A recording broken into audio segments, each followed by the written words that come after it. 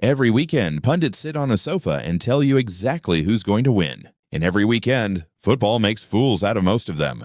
Here's the truth nobody on TV wants to admit. The stats they're showing you are often the wrong ones. Today, I'm giving you the 3 things actual data says you should watch. The real signals, not the vibes. First, let's kill a myth. Possession percentage, the number every pundit loves to flash on screen, is actually one of the weakest predictors in football. On its own, it barely tells you anything. A team can dominate the ball for 70 minutes and still lose. If a preview leads with possession, it's not really telling you anything at all. So here's thing 1. Forget the last scoreline. Look at expected goals instead. Spurs once outshot an opponent 22-4, generated over 2 expected goals, and lost. The other team scored twice from almost nothing. If you only watched the result, you'd think Spurs were the problem. The data said the opposite. Before any match, check which team's recent results don't match their underlying numbers. That gap is where upsets and turnarounds actually come from. Thing 2, and this one's wild.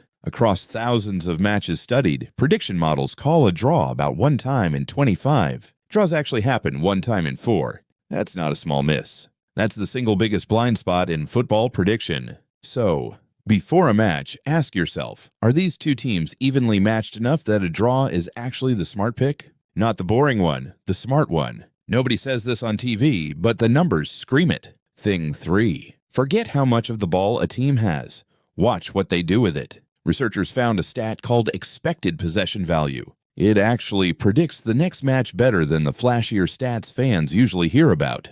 It's not about touches. It's about whether those touches are moving toward danger. A team quietly building through midfield is a bigger warning sign than a team just passing sideways for show. Even the best statistical models only hit about 55 to 60% accuracy. Football just doesn't want to be predicted. A model that's honestly uncertain beats a pundit who's confidently wrong every single time. So next time, before kickoff, check the underlying numbers behind the last result, not just the scoreline. Take the draw seriously if the sides look even, and watch what a team does with the ball, not just how much of it they have. 3 signals, not vibes, not gut feeling, just what actually moves the needle. Football will always surprise you. That's the whole point of watching it. But now, you'll walk into every match already seeing what most fans and most pundits completely miss. If this whole series has taught you anything, it's that the real story is always in the data. Subscribe, because before the next big match, you'll already know exactly what to watch for.